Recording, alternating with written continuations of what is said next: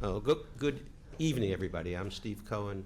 I'm the director of the Sustainability Management Program. I'm delighted to welcome you to tonight's discussion, Next Gen Sustainability, Skills for What's Next.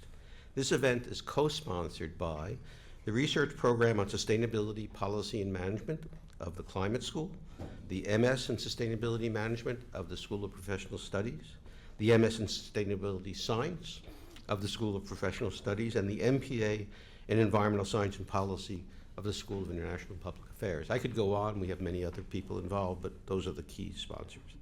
The panel is moderated by my longtime colleague, Professor Satyajit Bose. He is a pioneer in the field of environmental economics and sustainability finance, and he worked with me very closely over the last 15 years to develop the curriculum of the Sustainability Management Program, especially its finance elements. He's joined by 4 graduates of 2 master's programs, the Columbia Environmental Science and Policy Program and the Sustainability Management Program. These are 2 programs that I've directed since they were begun. 2 of our panelists teach in the Sustainability Management Program, and 2 are on the program's advisory board. So these are folks who are deeply engaged in our work here. Tonight's session focuses on the skills our graduates need and have developed to keep pace with the dynamic field of sustainability management. In my 2011 book entitled Sustainability Management, I predicted that before long, all competent management would be sustainability management. And that's because the world in which modern organizations operate has become more complex and interconnected today. The objective conditions we navigate have changed. In the past half century, most of you weren't around 50 years ago, but I was, and our human population has doubled since then. We live in a more crowded and resource-intensive world than we did back in 1975. And technology has enhanced global communication and trade, and many nations are working very hard to increase their standard of living. Our challenge is to produce a renewable resource-based circular economy that enables us to eliminate poverty without destroying the planet. That's our mission. While we're making progress as sustainability becomes a growing factor in routine organizational management, we still face challenging objective conditions. Our planet's growing warmer, biodiversity is being reduced, and toxicity of the environment continues to grow. The definition of sustainability management has expanded over the past 15 years. Originally, we were emphasizing environmental sustainability and what we call the physical dimensions of sustainability, or the inputs into an organization, such as energy and water, and the pollution created by the organization's work processes. The definition of sustainability management has grown over the past decade and has come to include a number of non-environmental factors. We've added social impacts and organizational governance to the definition of sustainability. This is sometimes called environment, social, and governance management, ESG. In addition to environmental impacts, sustainability management now includes organizational governance, fair and inclusive hiring, and the relationship of the organization to the communities that it operates in. An organization's ability to compete in a global brain-based economy depends on its ability to attract the best and brightest people to the organization. Any biases based on race, gender, sexual orientation, religion, or nation of origin limits the pool of talent the organization can attract and can impair its effectiveness and its competitiveness. Similarly, organizations that do not cultivate the community that they are operating in can find themselves in political battles that prevent them from doing the work they'd like to do. These broader concepts of organizational sustainability are now integrated alongside environmental sustainability in an effort to manage organizations strategically while ensuring their operations do as little damage to the planet as possible. Organizations, as I mentioned, operate in a complex physical, demographic, political, social, cultural, technological, and economic environment, and it's changing rapidly. Many of the variables that influence an organization's success and failure are outside of its control, but where these factors can be understood and accommodated and influenced, they should be. We've seen a lot of organizations operate under the mistaken belief they can muscle their way through community opposition, environmental damage, all sorts of other mismanaged operations. They only find after a while that the opposition to what they're doing prevents them from doing anything at all. As for environmental sustainability, the field of industrial ecology has already demonstrated that even service organizations can reduce their costs by paying attention to their use of energy and water and modernizing their methods of waste disposal. And finally, understanding environmental risk is necessary to understand financial risk. Certainly investors are starting to figure that out. In a complex, rapidly changing technological environment, it's dangerous for managers or investors to be ignorant of those elements impacting organizational performance. Sophisticated and mindful management must be capable of understanding and navigating this complexity. The principal concerns of a private firm do not change under sustainability management. They remain profit, market share, and return on equity. But modern organizations recognize they are operating on a more crowded, interconnected, and warming planet. These facts, they're not myths, they're facts, of organizational environments require that they manage their environmental, social, and community impacts as a routine part of organizational life. And that's frankly where all these jobs are coming from. This is not some outside extra thing that an organization does just to be nice. This is part of how organizations operate in the world we live in. Tonight's panel is going to focus on the knowledge and skills sustainability managers must develop and build to address the challenges of managing the transition to a renewable resource-based circular economy. These include analytic methods such as life cycle assessment and cost-benefit analysis, as well as the skills related to sustainability finance, metrics, and reporting. Professor Bose is one of the world's foremost experts in this still emerging field, and it's my honor and indeed my pleasure to turn the discussion over to his capable head.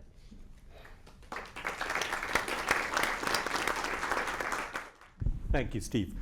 It's a pleasure to be here with an august panel. Steve laid out the context for us. We face climate changes. We face shifting policies at the governmental level. We face economic uncertainty in the context of international trade and development aid. These things affect the sustainability industry. At Columbia, we've been studying and researching and training professionals in sustainability for a long time, probably longer than any other university in the world. And so we've seen a little bit of the ups and downs in this space. This year, we've seen the US begin the process of leaving the Paris Agreement, of repealing some parts of the Inflation Reduction Act. We've also seen sustainable development assistance being cut drastically from the US as well as from other countries in the developed world. We also see on the news deaths, famine, natural disasters, and economic chaos caused by governmental decisions as well as through natural disasters. So it's quite natural for us to look at that world and feel a little bit hopeless. I'm here to tell you that we've seen this before, and not just in the context of sustainability, but elsewhere. So today, before we start the panel, I wanted to remind you of a quote that people who work in sustainable development, in social justice, have been using and as a source of faith for a long time. And the quote comes from Martin Luther King in a speech that he made in 1968. It's a paraphrase. And he asks the question, how long will it be before we see the fruits of our work? He says, how long?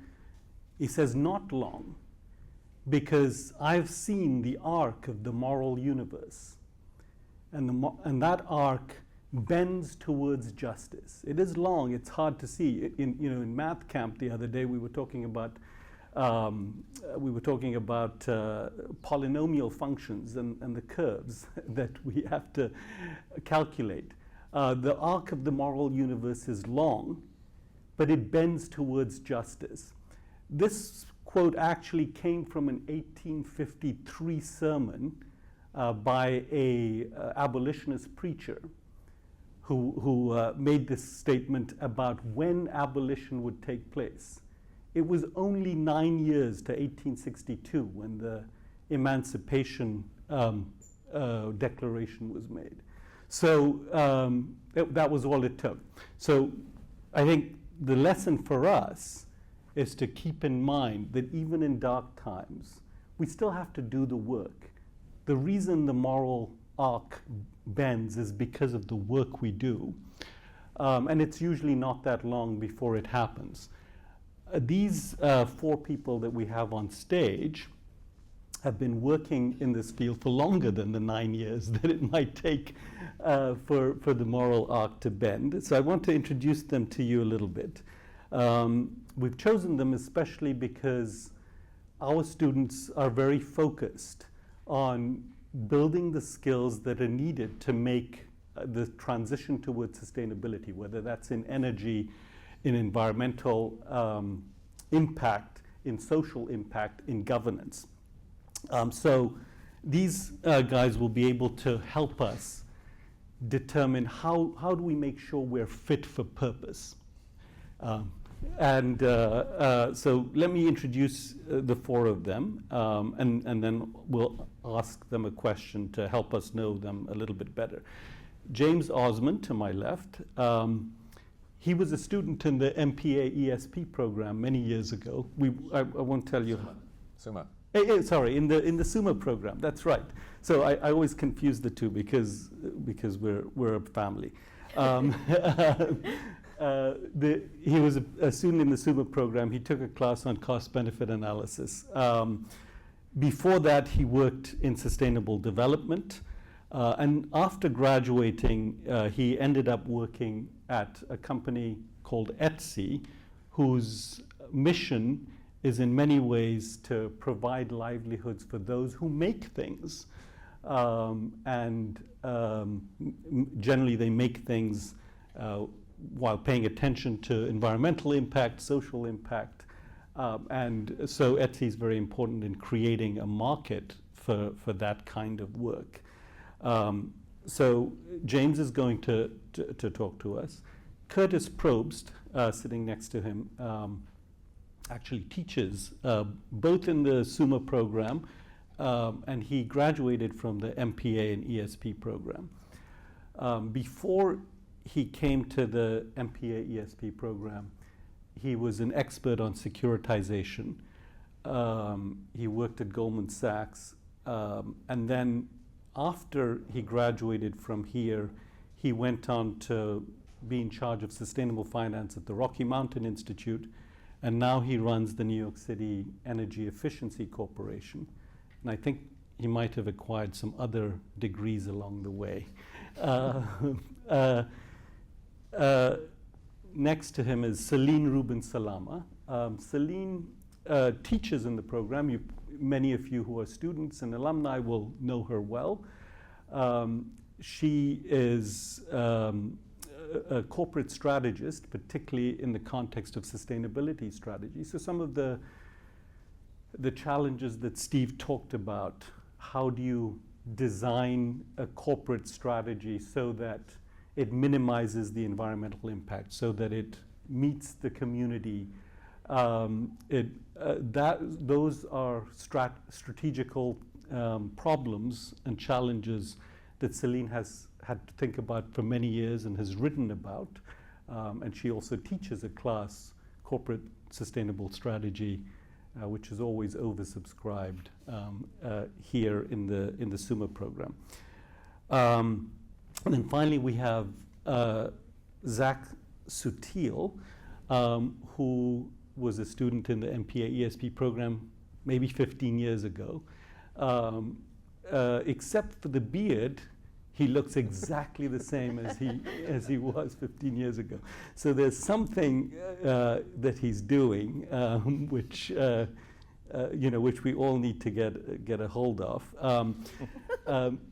Zach is he's a director.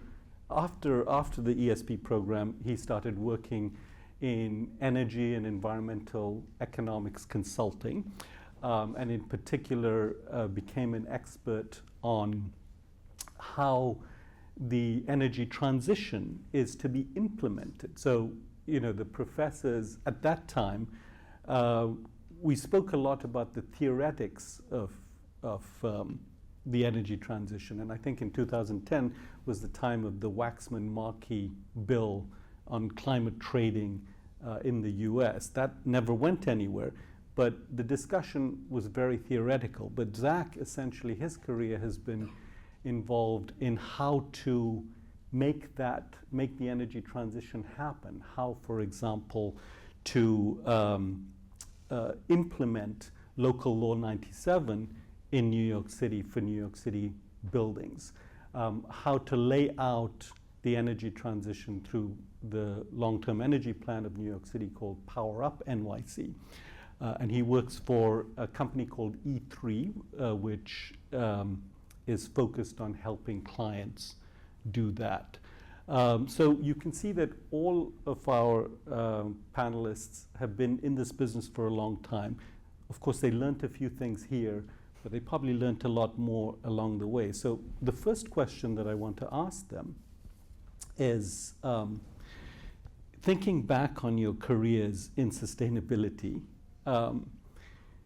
would you say that it's useful to have dedicated training on questions around sustainability, questions around ESG, or would it have been better if you just took a general MBA and just learned how to make money? And so maybe we'll go one-on-one, and maybe in the context of your own career, you can answer that question. So James, please. Sure. Well, I didn't take, I never got an MBA, so I won't disparage MBAs. But my SUMA degree was super valuable. My career before Etsy was kind of in economic development and sustainable development. I worked at the Earth Institute at Columbia for a while and some other NGOs. And then afterwards, since for the last 10 years, have been at Etsy in really a diverse range of operational roles. So started in kind of real estate and workplace and shifted to procurement and strategic sourcing, ultimately led for a few years our social, environmental, and economic impact strategy, have led international, and today I'm leading our customer operations. So it's a really varied and diverse set of kind of functions, but throughout that time, I'm always kind of thinking about how to drive impact and positive change on people and the environment. And so, yeah, the skills are really important. I said before we got up here, I ask my team all the time about cost-benefit analysis and what is the holistic impact of the proposals that they have. A lot of our sustainable finance courses have come in handy. GHG reporting was quite valuable when we went on a path for integrated reporting, and ultimately we're one of the first companies to publish our impact results alongside our financial results in our 10K several years ago. So it's come up in a number of ways over the years. I'm sure an MBA would have been great too, but I'm happy I took a sustainability management program. Thank you, James. So let's turn to Curtis. Sure. So I think one of the best things about the sustainability profession is that it attracts people from a wide variety of backgrounds. So you have people from policy, technology, business, law, architecture, communications, entrepreneurship, you name it. We need everybody. It's a team sport. That's a fantastic thing and makes it really, really exciting to work in the field. It also makes it very challenging from a career perspective if you want to get into the sustainability world. If you wanted to be a partner at an accounting firm, I could tell you in about 30 seconds what you need to do. You take this accounting degree, you article at this firm, and then you work your way up, and eventually, if you do a good job, you'll be a partner. It's pretty simple. Sustainability is not that way. I think where the sustainability training at Columbia, at least from my perspective, was incredibly valuable is serving as a bit of a translator between all these various disciplines, because everything is done on a team basis. You need the person who's the finance person. You need the policy expert. You need, whether it's building systems or it's solar energy or what have you. You need all of that, and the exposure you get, whether it's MPA, ESP, or MSSM, you get the fluency to work across these disciplines and kind of help stitch it together. So that's what I found to be incredibly powerful about the program. Great. So I would echo a lot of those comments. And, for me, it was really about, well, the first thing is credibility. A degree in sustainability from Columbia means that you're suitable for a job in sustainability. And when I was trying to get into the field, it was one of the things one of the stumbling blocks, actually, that I had. I came from a family of environmental economists, urban planners, and I felt I knew a lot about sustainability already. And when I was talking to different potential employers, I said, but this field doesn't really exist, and why should we hire you anyway? You don't have a degree in environmental science or anything like that. So I said, okay, I'm going to go get it. And that did, in fact, open a lot of doors. So the credibility is definitely key. In doing the program, I also thought that the hands-on experience, testing things, doing a carbon accounting for a company, creating a carbon market with certain novel instruments, things like this, like real practical experience helps you to internalize the knowledge in a way that you don't from just reading up on your own. And that kind of sandbox environment where the stakes are low for making mistakes is really, really valuable, I think. Another piece that I think is really important about a structured program is the amount of exposure that you get to different ideas. So I remember as a student, we used to go to guest lectures about carbon capture storage, which was like total science fiction at the time. We were so excited about it. We, dreamed of the possibilities. And, that technology is really kind of starting to come to fruition now. And, I remember 15 plus years ago, we were all studied up on that. So as the industry evolves, things that you might have picked up or that you would pick up in the program that are maybe tangential to your trajectory suddenly become relevant, and the terms, a little bit more about it. So again, that goes back to the credibility factor, right? You know the terms when maybe no one else in the room does.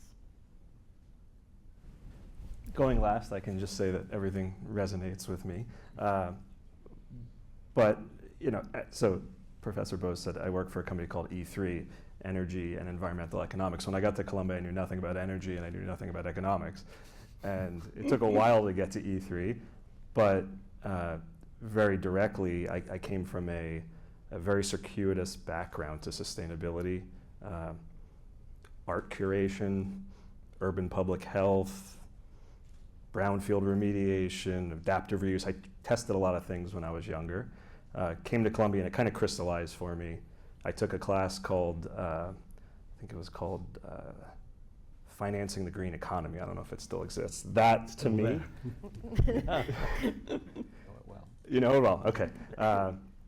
And that's honestly, if I think back 15 years, that's the thing that stands out to me. That class convinced me that I had a lot to learn and kind of put me on that path and brought some focus to it. But all of those things I did previously absolutely enabled me to understand the jobs that other people did. And I think that's something that it sounds maybe kind of straightforward, but it's something I didn't learn until later in my career, that I knew what my friends, what companies they worked for, I knew what their titles were. I had no idea what people actually did in their day jobs. And it took about 10 years into my career to start asking people, what do you really do at work?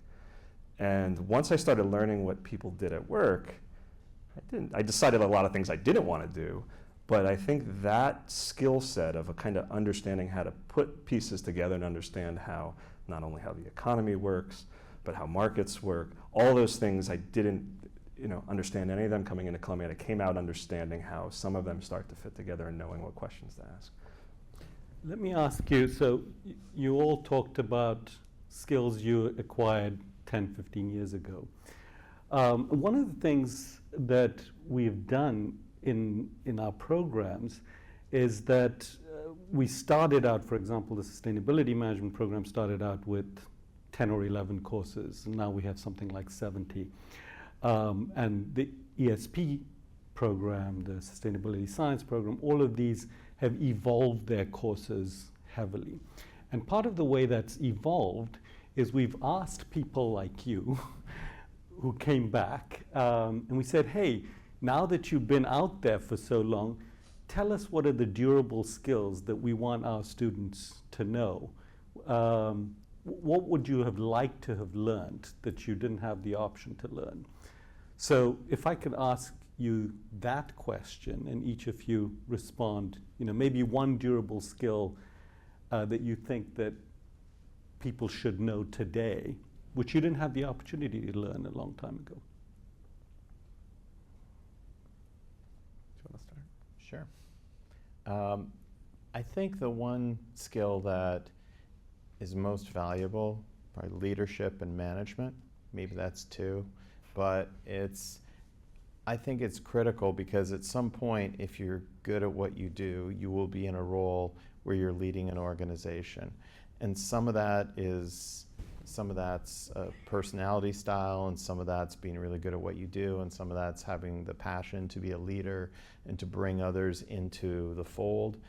But there's also a certain degree of science to it. And for those who take MBAs or doctoral programs, there is a lot of focus on leadership and management. And I think that's something that's critical for some of the reasons you cited at the outset. If you can look at what's happening in the world today, get pretty down on it in parts of the economy, in parts of society writ large, but being able to be a leader and being able to tell people their work has an impact and they can make a difference. They may not be able to make a difference over here, at least not now, but they can make a difference elsewhere. I think that's something that people focus on, the very tangible skills, building a financial model or doing carbon accounting or reporting. But I think it's those soft skills that tend to get undervalued a little bit. So that'd be my vote. I can build on that a little. I also think the kind of hard skills are going to keep evolving and tweaking and going in and out based on whatever is trending at the moment. But the thing that's been really durable and that I use constantly is kind of influence and case making.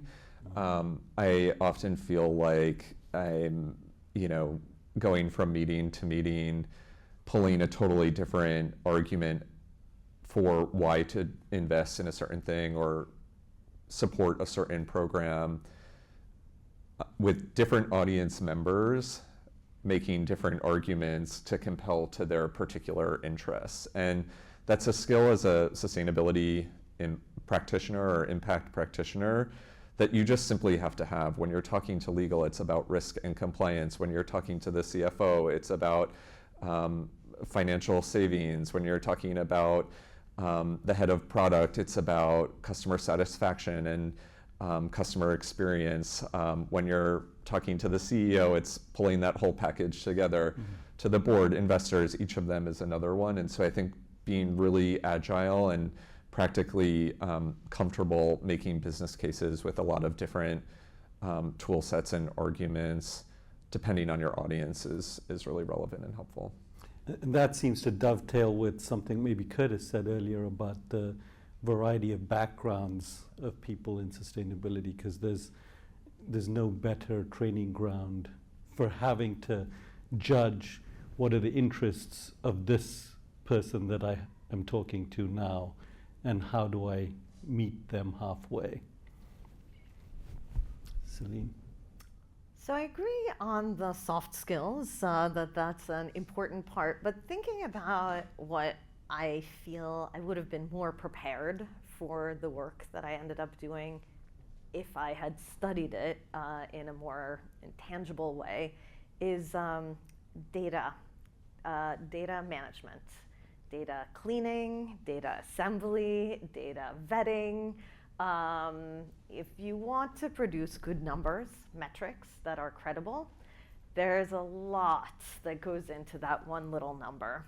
And I had definitely worked with data sets before, and it was useful to do some calculations in classes, but it was a quite different thing to come into these big organizations and really start to understand the challenges in what you have to do to get the data into a place where you can start to do something that looks like a metric. So that's one piece that I think there could have been a little bit more emphasis on. Wholeheartedly agree on data. You stole my answer, so I'm going to go with history. I came in with, so this is a very energy specific comment, but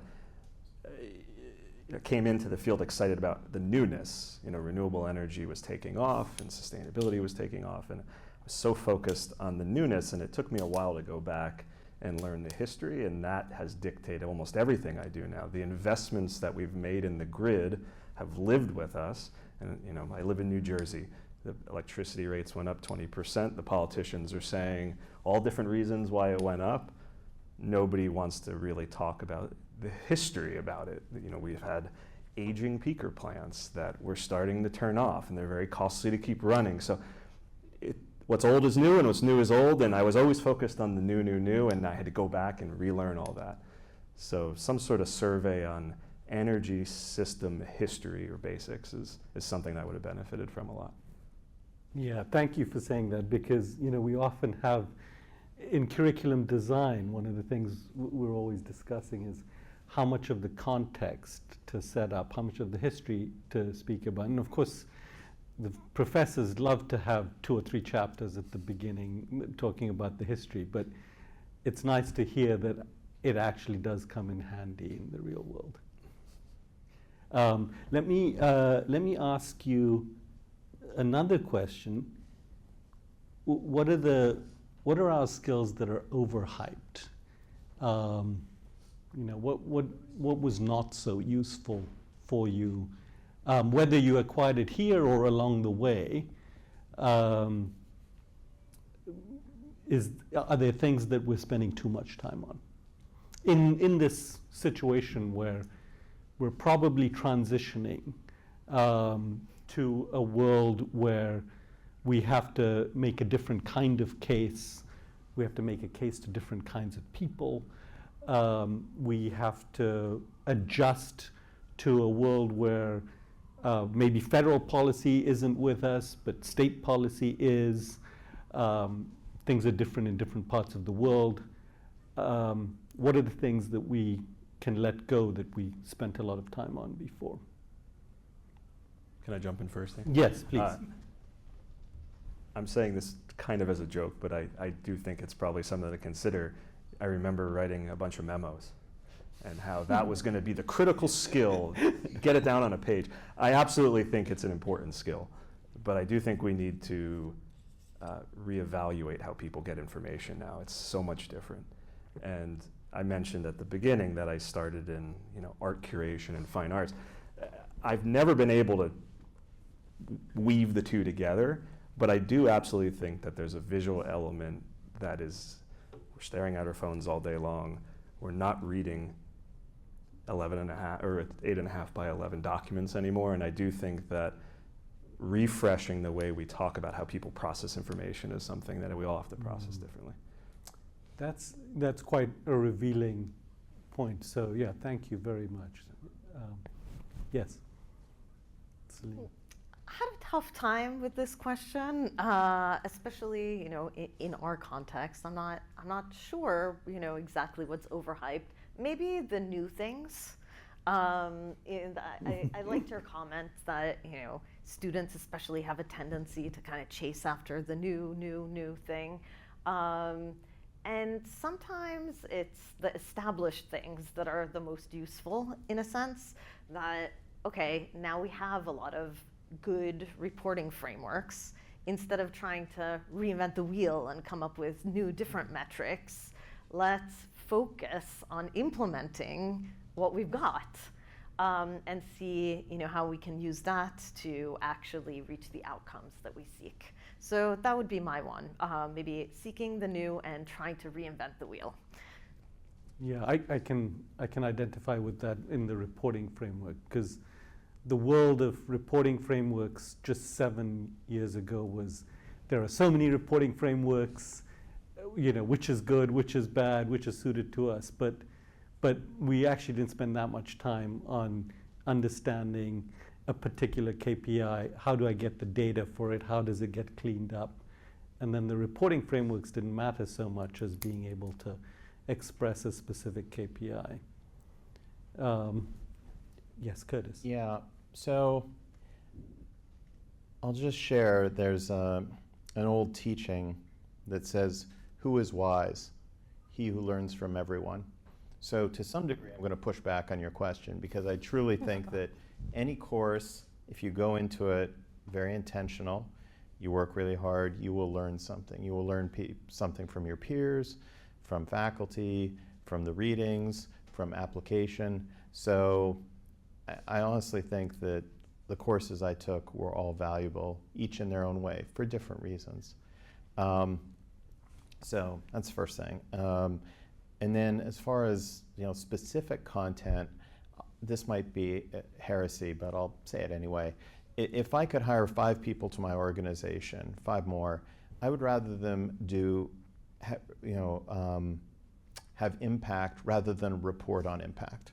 So, and when I say that, I mean designing projects, interfacing with the community, outreach, follow-up, financing, all of those things, lobbying with policymakers, doing what needs to happen, as opposed to the reporting. So I think the reporting is important, but the reporting will change with political and regulatory wins. So I think maybe we're putting a little too much emphasis on impact reporting. And I also think that's something that's easier to teach in a continuing ed course, in a, sort of in more of a professional format, perhaps, than a master's degree. So again, that might be heresy, because I know some people here do impact reporting, but I still think sometimes we're spending we can let great be the enemy of good, and sometimes it's just like get stuff done. May I interject? Of course. I assumed you would. Yes. As the moderator, I just have to make sure there are no fist fights. No but other fist than fights. That, please. No.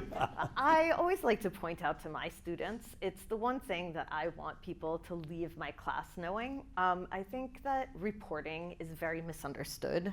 So there's the report, which is what you see, the piece of whatever PDF, or maybe it gets printed, or maybe an infographic.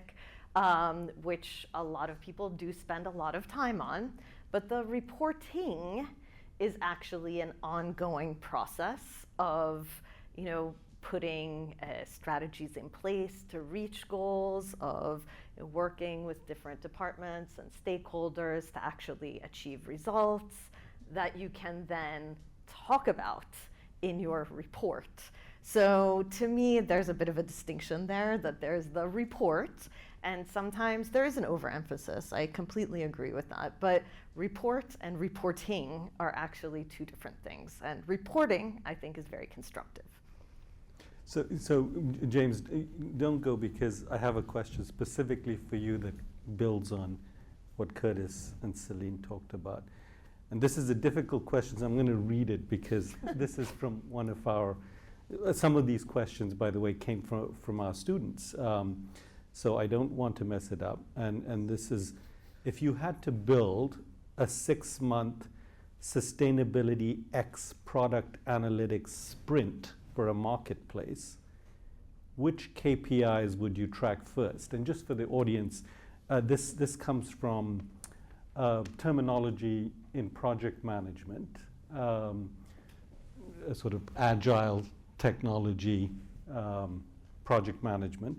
And the idea is that if you have to launch a product, how do you measure how well that product might do? And often, of course, you would care about financial metrics.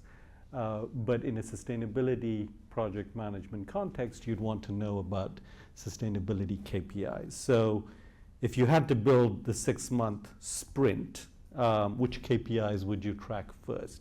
And I think it sort of is at the intersection of what Curtis and Celine were talking about. Yeah, for sure it is.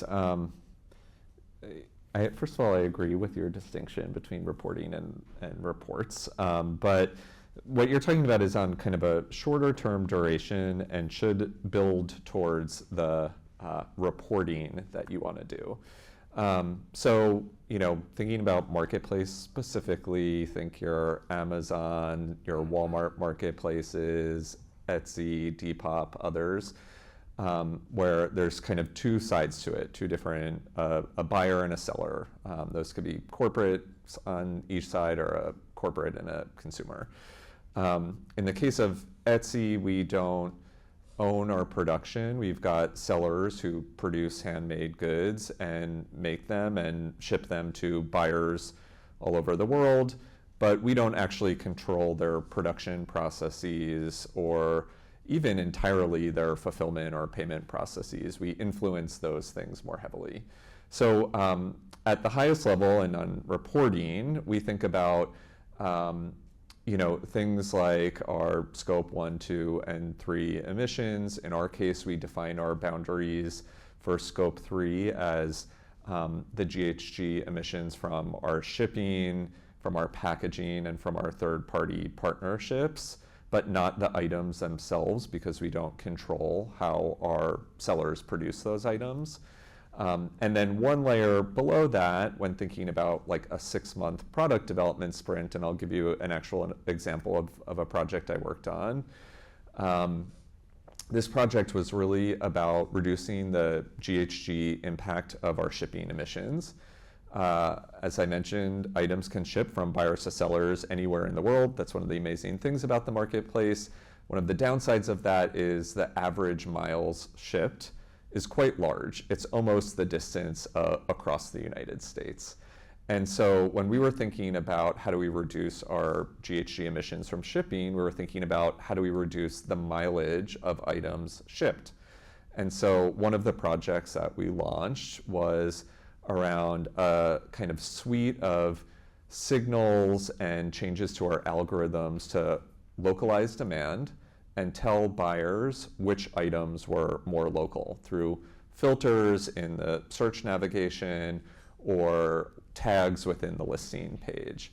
And some of the KPIs we're thinking about in that case were, of course, conversion. Was it impacting whether people were buying the items or not? Was the number of miles shipped on average reducing in that test sample where they experienced those treatments versus not? And then ultimately this was a lagging indicator and took longer because we needed emissions data from Postal Service and other carriers, but the GHG emissions of those shipments itself. So that's a really kind of like specific example, but it ladders all the way up to our Scope 3 emissions strategy and reporting that we do publicly. Yeah, thank you. That's a very interesting example. Do you guys want to respond or? Okay. So let me ask you a question in this context. You guys spoke about data cleaning, acquisition, visualization.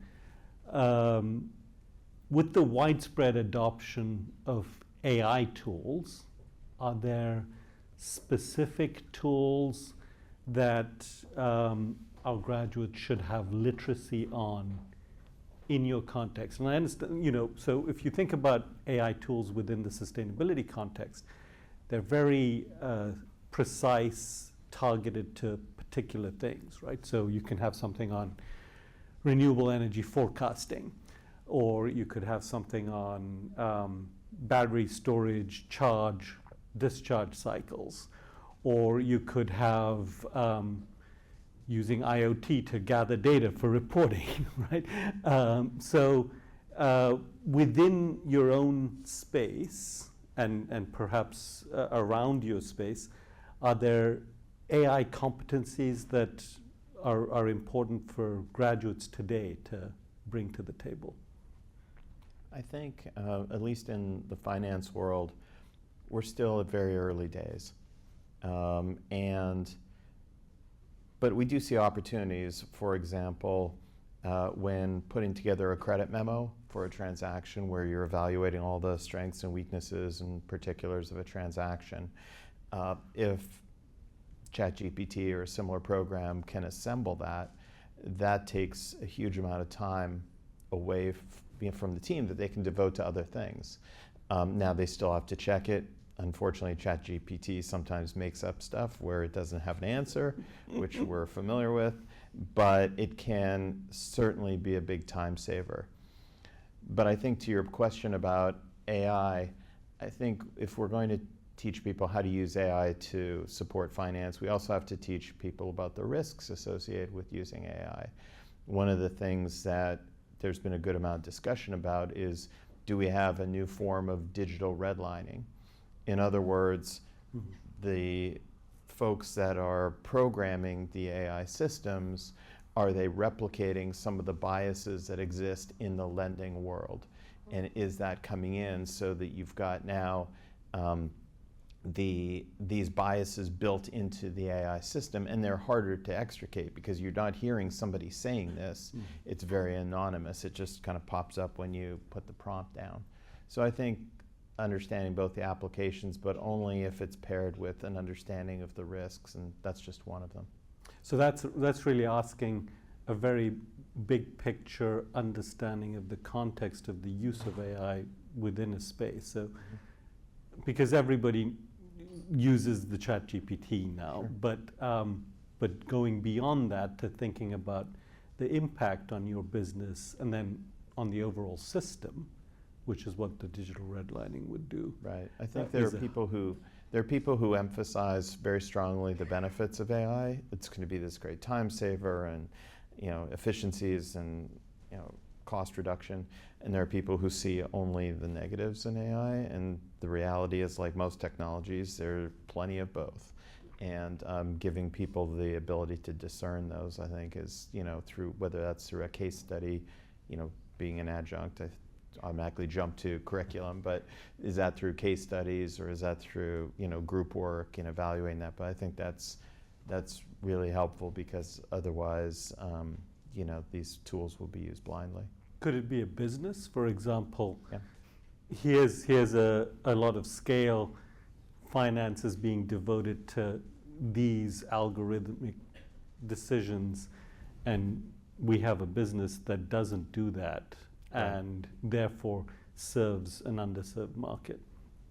Absolutely. I think that AI will be a complement to some businesses. It will replace some businesses, but it will also bring about new businesses that are getting away from AI, just as like industrialized food gave rise to an organic food market. You didn't see organic food marketed 50 years ago or 100 years ago. I mean, it was so it's going to change things in profound ways. Again, I'll go back to my original comment. It's still early days, but I think giving people an appreciation of those skills, and also, again, sorry to get pedagogical here, but also from the lens of different people looking at this, ethicists and philosophers and business people and legal folks, giving people a multi-dimensional review of AI, I think would be incredibly valuable. Yeah, it's those multiple backgrounds thing again, right? Celine, do you want to? I have some thoughts on this. I do think, again, early days, and to me, the best uses of AI now are time-saving things, taking notes in meetings, sending action items to people after, and kind of automating some admin things. That's one of my favorite uses. I think for visualizations, that can be hugely time-saving, at least to get the ball rolling, and then it will still require human intervention, I think, to make communications engaging and digestible for people.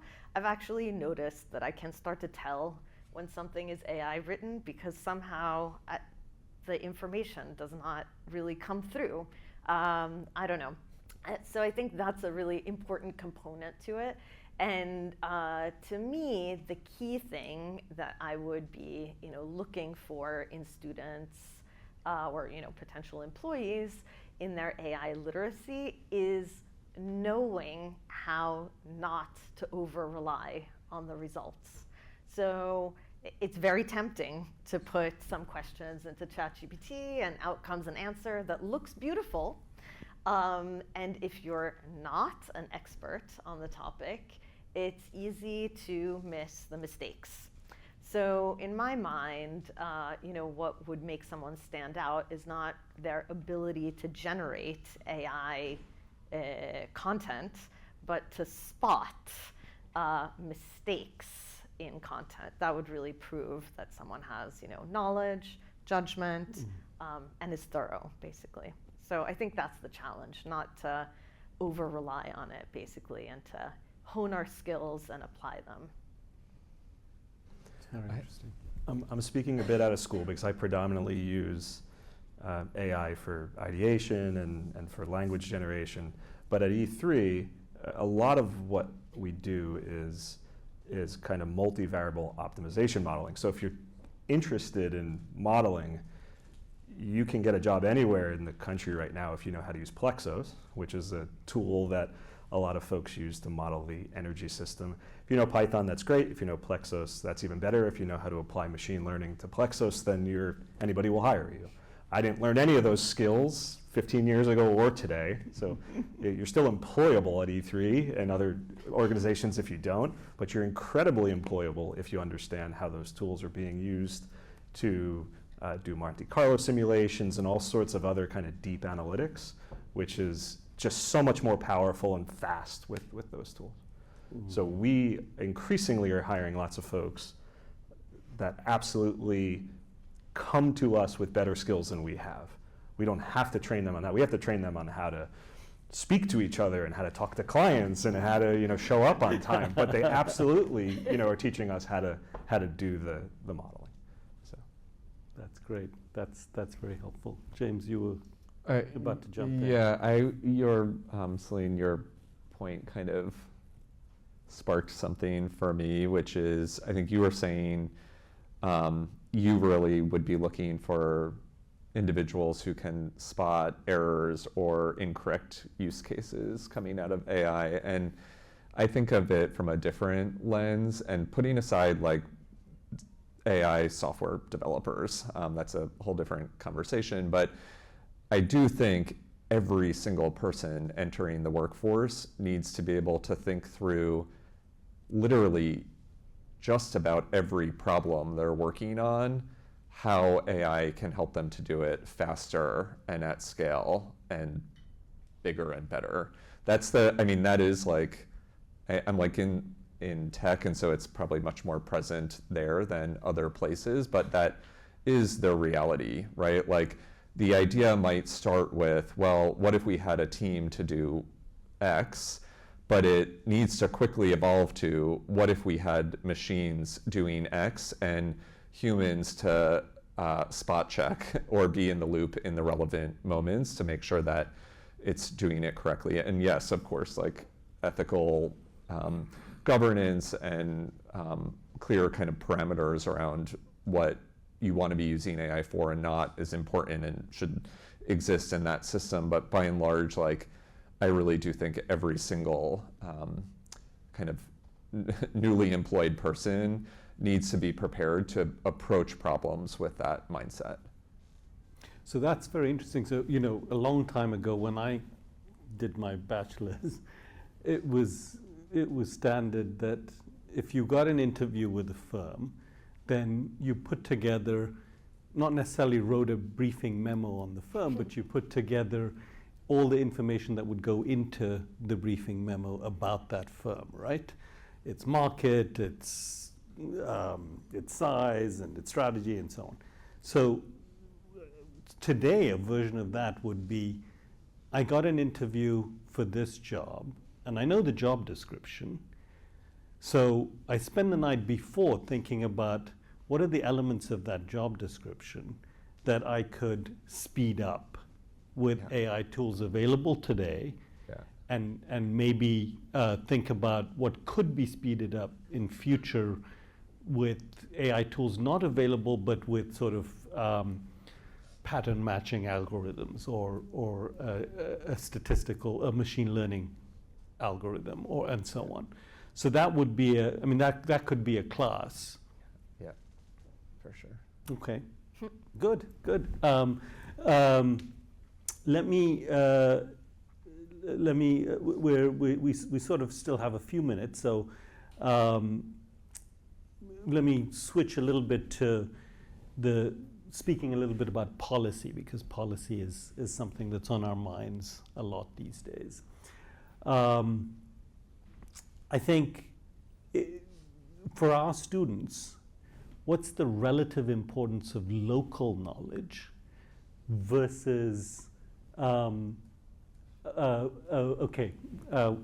just being told that I have 5 minutes. What's the relative importance of local knowledge versus, say, sectoral knowledge, industry knowledge, federal knowledge versus state level knowledge, or understanding how the grid works in ERCOT versus how it works in the middle states. Not middle states, sorry, PJM, right? Or how, what does social sustainability mean in Europe versus the US versus China?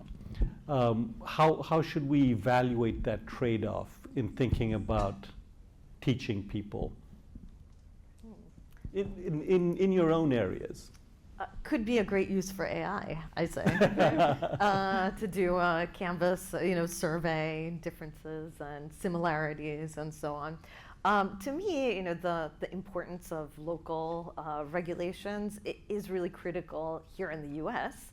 as the federal support for sustainability-oriented programs is changing, disappearing, however we want to call it. And I think partly for, to stay optimistic and keep your focus on the future, it is really important to look at all of the things that are happening on the local and state and even regional levels, and to know that progress is still happening. And even the new California laws are actually being used by many companies as a kind of wedge. California AB, what is it, 253, I think, 153, requires any company that operates in California to do carbon accounting, scope 1, 2, and 3, verified emissions, published. Now, that's really helpful. And companies from all over the world could be subject to that. Same for CSRD. CSRD, thank you.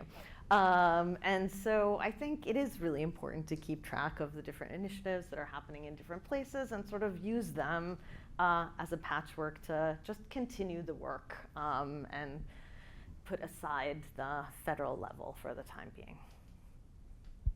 Anybody else?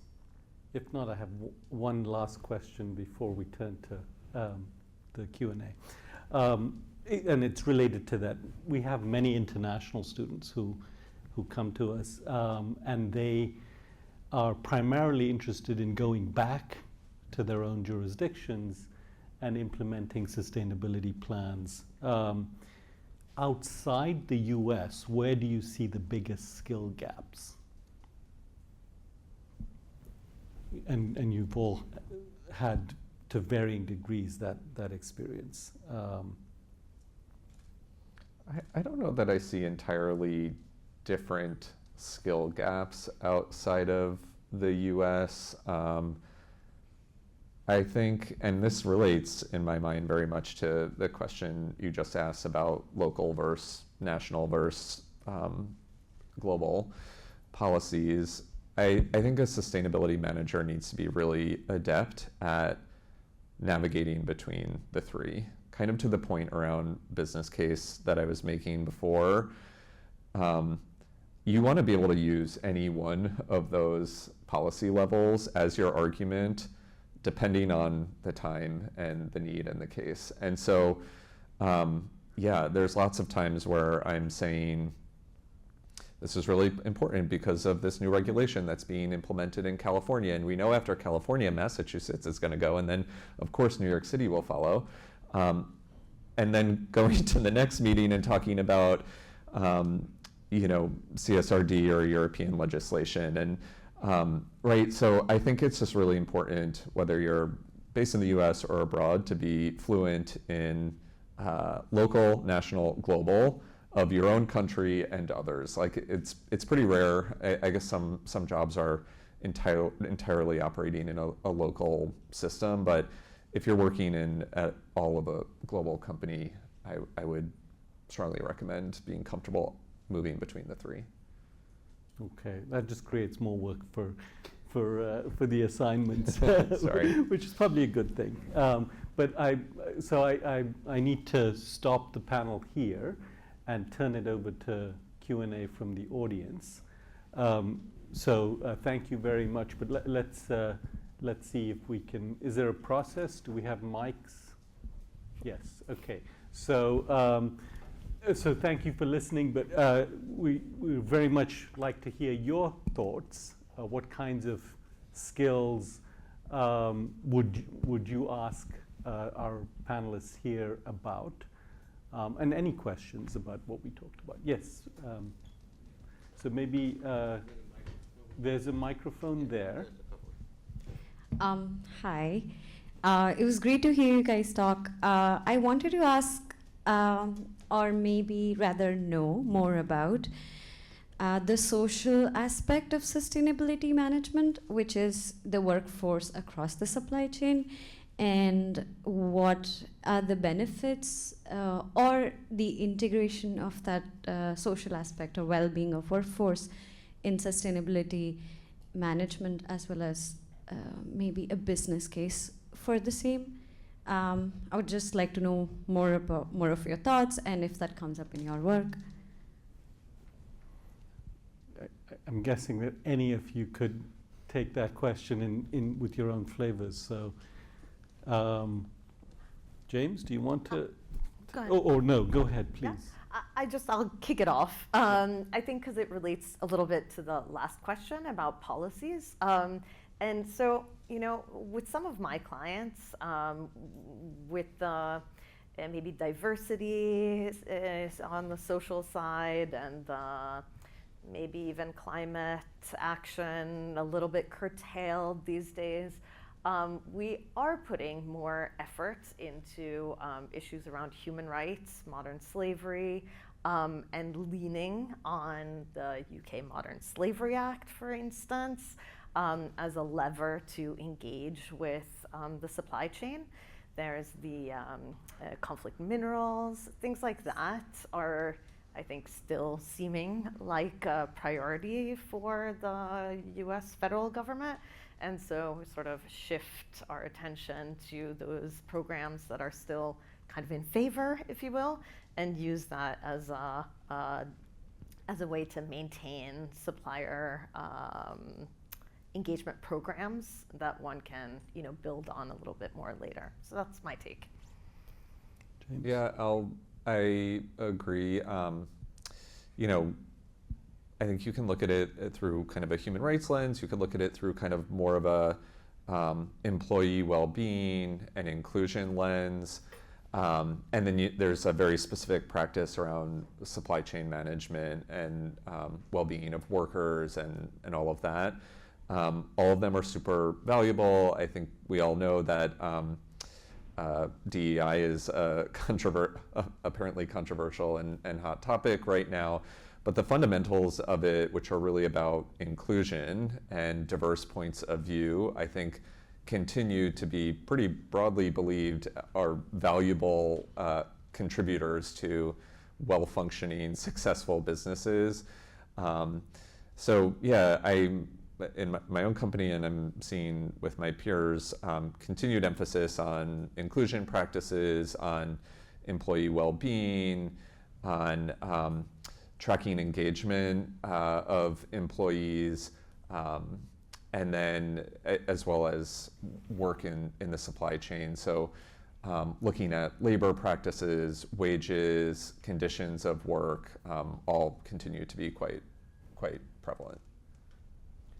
And one of the things that I would add to that also, Steve said earlier that if you limit the space of people you hire from, you automatically reduce the benefits that you can get from your workforce, whether it's within your own company or the supply chain.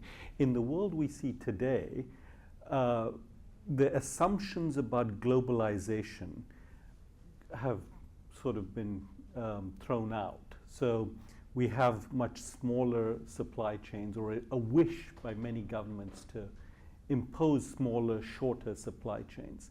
So that means that the competition that you can impose on your vendors is much lower. It means you have to build better relationships with that country where you're going to make your factory, because you can't easily switch from that country to another one because the supply chains aren't so global anymore.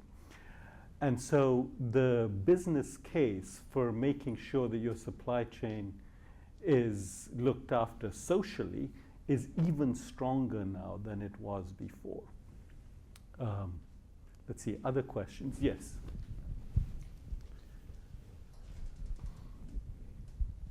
Thanks. So hi, my name is Ali. I'm in the MS in Climate. And to the prior question that you had asked about people wanting to go back home to apply their skills, I'm in the process of deciding between a certificate of analytics and like climate modeling and disaster risk management. So I'm trying to see which of the two is like more desirable from a project management perspective, but also what's most like needed that you can see in the foreseeable future in that field. Well, Okay, that's a difficult. I'll just start with a few observations about that. First of all, it depends so much on where you're going to work, in what position you're looking at, what your prior work experience is. There's so many nuances to that I'm not sure any of us could give you a really, really great answer, just being perfectly honest. I think it's more important that you find something, listen, all the degree and certificate programs, it's a ESP versus SUMA is 54 credits versus 36 credits, and certificates are 12, and they're a different amount of time and money, and so all their tangible stuff. Set that aside. You can evaluate that. I think do what was really in your heart. That would be my recommendation, because when you go to work in a field, or you're looking for a job, or you're starting your own business and you're trying to bring people into your organization, if it's something that you just feel, I have a passion about this, like I did this research project in whichever program you choose, and you speak about it, and people can just feel that energy and enthusiasm, I think that's going to serve you well. So I think both the choices, based on, with all the caveats having been said, I think both the choices are perfectly fine. I would go with what's really in your heart. Thank you, Curtis. Let's take another question, yes. There are actually two people that raised their hands, but why don't you go ahead? Okay, hello, I'm Charnel O'Neill, and so this question derived from when we were kind of talking about the memo and how you think that there's a new need for like visualization or a way to communicate the information. So we know it's crucial to measure and communicate the impact effectively. So how do you think as us, as the new generation of sustainability professionals, can improve the way that we quantify our results and tell compelling stories about the work's impact? Like, what do you guys see working now to communicate like the information, and what do you guys see not working? Oh, I'd love to jump in here. I think that you talked about measurement and you talked about storytelling. Mm-hmm. To me, those are quite different things, and I just want to pull those apart a little bit. The measurement is really important, and that's why we have a lot of the courses that we do, and that's why we invest a lot in these systems. And for example, if you work with foundations or others in the philanthropic world, you have to have very thorough reporting on that. Or if you're a public company, you have to have very thorough reporting. The storytelling, to me, is actually the more interesting one in some respects. Right now, you know, I have 3 kids in their 20s. If you ask any of them, hey, could you figure out how to do this? Usually within 5 minutes, they're on YouTube typing in, like, how do you blank? And so kind of catering to that storytelling, like having the visuals, having the short video, having things that are digestible, I think is super powerful. It's just that, you know, we've become a world where people are, you know, Instagram and YouTube and all the various, you know, reels, et cetera. So both are really important, but for different reasons. And I would make sure you spend time on both. One addition, just a simple life hack that I do, which I started doing recently, is when I have to give a big presentation or pitch or anything, I just call a random friend and make them listen to me. And then most of the time I call a friend that doesn't care at all about what I care about, because I spend so much time talking to energy people, and I think everything I'm saying is really interesting. I always test it with somebody that doesn't want to listen to it, because they want to get off the phone, and they're still my friend. I haven't lost any friends yet. But I've been experimenting with it, and I come out of every call with something that I would do differently. So that's another way of just, you know, making sure you're thinking about your audience, which is something we always got to remind ourselves of. But also, you know, sustainability, like the theme throughout a lot of this is how intertangled it is with every other industry, everybody else we know. We all have to, I think, get out of our echo chambers and start doing that. And even an echo chamber of Columbia, and then the echo chamber of E3 and all our different companies, it's not practiced enough, in my opinion. And I'm trying to do more of that, because it's important, because we have a communication problem in energy. Nobody really, I didn't get to answer the question about workforce because it was a little off topic, but it's a generational investment in energy that a lot of people alive haven't, you know, seen anything like this. That creates such a massive opportunity for new jobs that we've never even thought of. You read these articles, the electrician's the best job. I don't disagree. Like, you could get an electrician job if that's what you want it to be. But there's a lot of jobs that we haven't conceived of yet that are going to come with this massive investment in the grid that we haven't done since, you know, our grandparents were you know, thinking about it. So I'll stop there. I kind of rambled, but workforce, lots of opportunity, and yeah, call your friends that don't like what you do and make them listen. Yeah. Can I add a Oh, few yeah, go words? ahead. I think, you know, the memo is too long, right? Think headline. And to your point about the audiences, maybe different headlines for different audiences, right? So what is the takeaway? I find that sometimes gets a bit lost, but really get to the point, and then you can, you know, add more meat later. Yes, go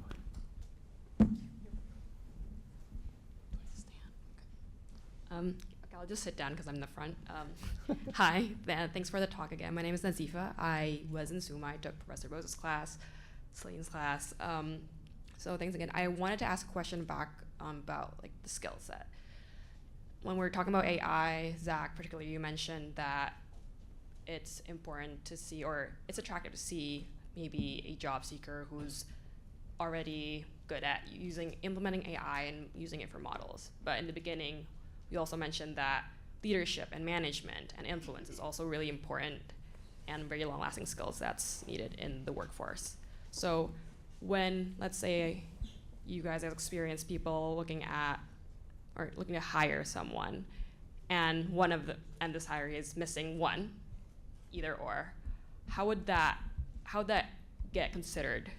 Is it easier, or in the recruiter's eyes, is it easier to coach someone the soft skills or the hard skills? And I would really like to understand what you guys how you guys see it from your perspective. Easier to coach soft skills or hard skills? Or, like, I assume that's what would go in the minds of recruiters or just experienced teams, but what really goes on in their mind? How do you approach that? I think it depends on the role that I'm hiring for. Like, some of them, there are hard technical skills that are non-negotiable, and it's kind of the baseline, and then I'm looking to see soft skills on top of that. And others, the job is really very much about relationships and influence and communications. So, but putting that aside, I find that people undervalue soft skills, and maybe that's because I think more of my skills lie in that area, and they've been so helpful for me personally. But and they're harder to develop curriculum or courses around. But in my experience, they are often very essential to getting the most kind of like technically backed proposal or idea or project across the finish line. At the end of the day, you have to be able to communicate what you want to do or the results of what you've done to others for it to fully have impact. So yeah, I would kind of one, say depends on the job that you're applying for, and then two, just encourage people to lean a little bit more into the soft skills.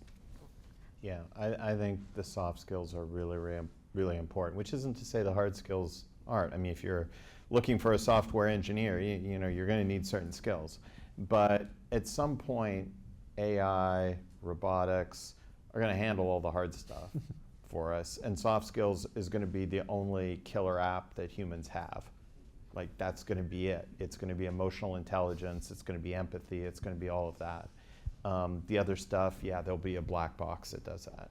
So I think it's important to do that. Now, that doesn't mean in your SUMA program, take 12 courses that are all geared towards, you know, relationships and group dynamics, but you should just make sure you have some time on that.